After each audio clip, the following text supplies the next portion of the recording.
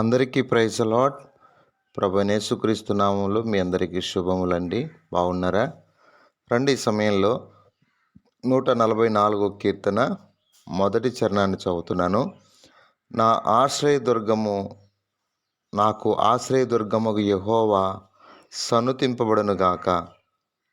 అవును, కీర్తనాకారుడు ఎంతగానో దేవుడు తనకు ఆశ్రయదుర్గమై ఉన్నాడని, 18వ కీర్తన 2వ చరణం ఉన్నత దుర్గంగా ఉన్నాడని, దేవుని బిడ్డలారా 89వ కీర్తన 26వ చరణం రక్షణ దుర్గముగా ఉన్నాడని మనం బైబిల్లో చూస్తాం.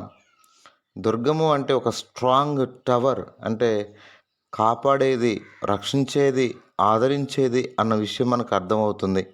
దేవుడే మన ఆశ్రయ దుర్గముగా, ఉన్నత దుర్గముగా, రక్షణ దుర్గముగా ఉన్నాడు. ఇలా బైబిల్లో చూస్తూ వెళ్తే సామెతల గ్రంథము 18వ అధ్యాయము 10వ వచనంలో ఒక మంచి మాట మనం అక్కడ చూస్తాం. ఏంటి అంటే, దేవుని బిడ్డలారా, ఆ మాట నేను చదువుతాను ఒకసారి జాగ్రత్తగా. సామెతల గ్రంథము 18వ అధ్యాయము, ఎందుకంటే ఎంతోమంది భక్తులు ఈ అనుభవంలో వెళ్ళారు.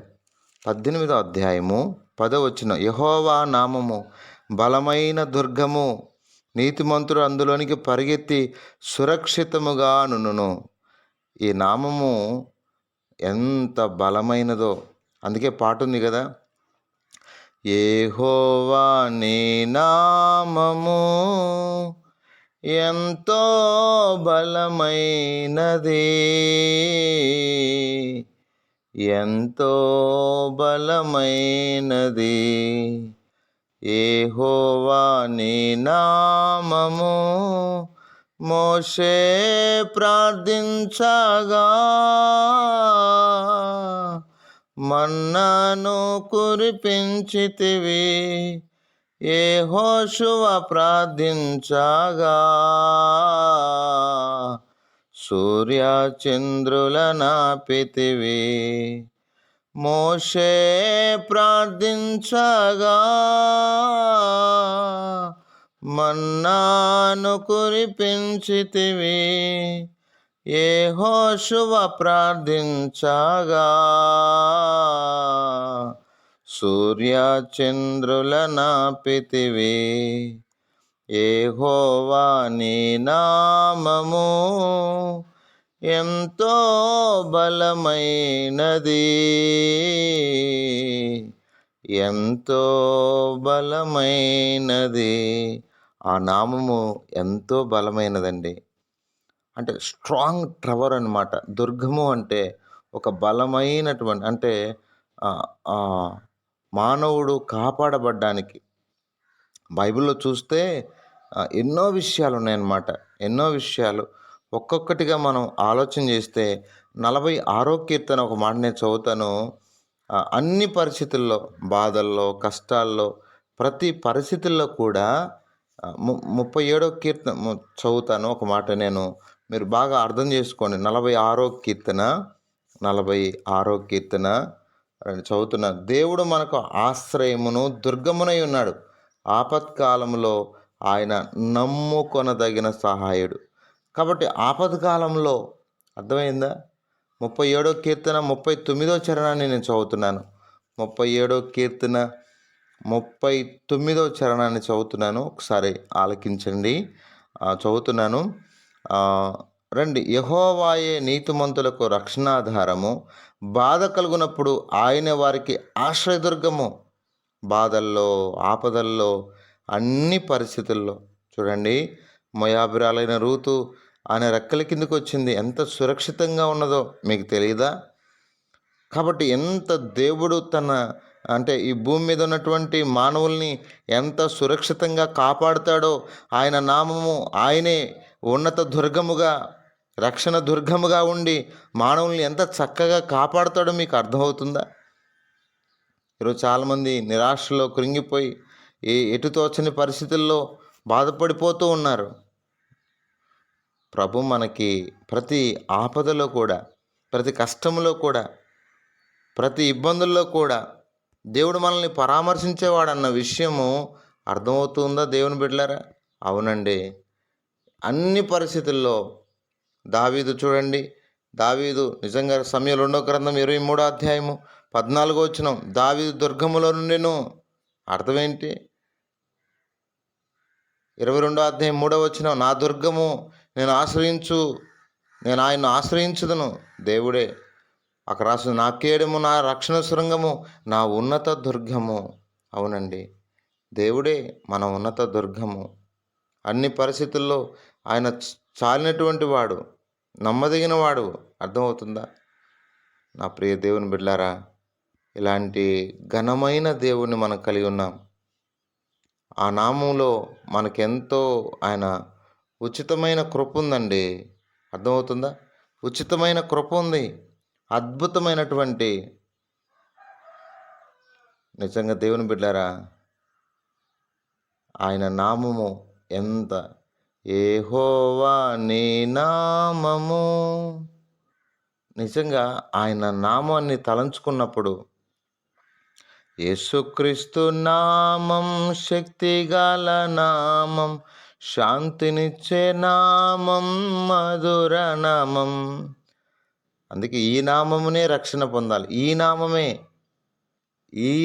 నామమే మనల్ని అన్ని పరిస్థితుల నుండి తప్పించేది, సాతాను నుండి తప్పించేది, నిత్య నరకం నుండి తప్పించేది. ఇప్పుడు ఆ నామాన్ని సన్నుతించకుండా, ఆయన ఘనపరచకుండా ఎలా ఉండగలం? కీర్తనాకారుడు చెప్తున్నాడు, ఎన్నో పరిస్థితుల్లో శత్రువు కబంధ హస్తాల్లో నుండి కాపాడుతూ, కోటగా, దుర్గముగా, ఆశ్రయముగా ఉన్న ఆయనను ఎలా ఆరాధించకుండా ఉండగలడు? నాకు ఆశ్రయ దుర్గమగు యెహోవా సన్నుతింపబడునుగాక. అంటే ఆయన సన్నుతించకుండా, సన్నుతించెదను ఎల్లప్పుడూ.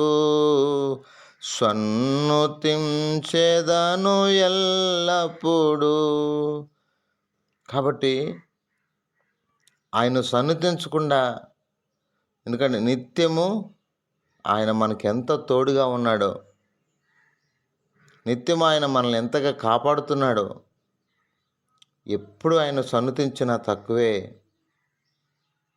నిత్యము ఆయన కీర్తి నా నోట నుండు, నిత్యము ఆయన కీర్తి నా నోట నుండు, సన్నుతించెదను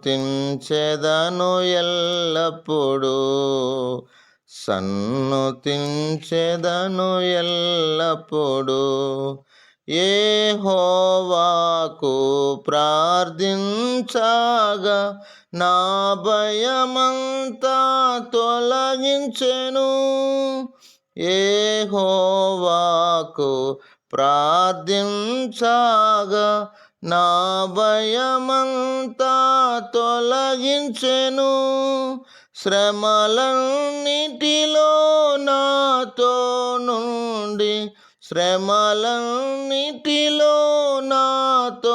నుండి చేరదీసి నన్ను ఆదరించే, ఆరాధించెదనెల్లప్పుడూ.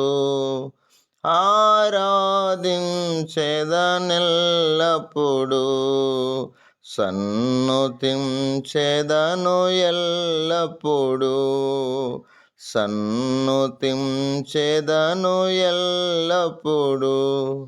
కాబట్టి దేవుని బిడ్డలారా, ఆయన నామము, ఆయనే మనకు ఆశ్రయ దుర్గముగా ఉన్నాడు కనుక ఆయన సన్నుతిద్దామా? యేసుక్రీస్తు వారి ద్వారా ఈరోజు ఎంత రక్షణ, ఈరోజు ఆయనలో ఎంత సురక్షితంగా ఉన్నాం. చనిపోయినా కానీ మనకు చింత లేదు. ఇప్పుడు ఆయన రాజ్యంలో యుగయుగాలు సూర్యుని వలె తేజరిలే భాగ్యం ప్రభు మనకిచ్చాడు. ఎంతగా శత్రువు నుండి మనల్ని కాపాడి, ప్రతి బాధలో, ఆపత్కాలంలో, కష్టాల్లో, నష్టాల్లో, కన్నీటిలో నుండి తప్పించి, నిజంగా ఆయన నామాన్ని ఆశ్రయ దుర్గముగా చేసుకోవడానికి, అందులో సురక్షితంగా ఉండడానికి ఎంత కృపనిచ్చాడు. కాబట్టి ఆయన ఆరాధన చేద్దాం. ఈ ఆదివారంన రండి, ఉన్నపాటు మోకరించి చక్కగా ప్రార్థన చేసుకుందాం. మీ సంఘాలకు వెళ్ళి మీరు చక్కగా ఆరాధించండి.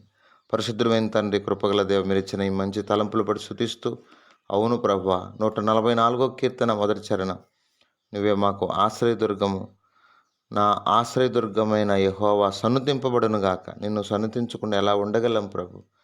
ఆయన ఈ భూమి మీద నువ్వు మాకు ఆశ్రయదుర్గముగా, ఉన్నత దుర్గముగా, రక్షణ దుర్గముగా నా తండ్రి నాయన మాకున్నందుకై స్తోత్రాలు. నీ నామము బలమైన దుర్గము నాయన. నీతిమంతులు అందులోకి పరిగెత్తి సురక్షితంగా ఉండను. ఈ భూమి మీద క్షేమాన్ని, సంతోషాన్ని, ఆనందాన్ని, సమస్తాన్ని ఇవ్వగల నీ నామాన్ని బడి స్తోత్రాలు.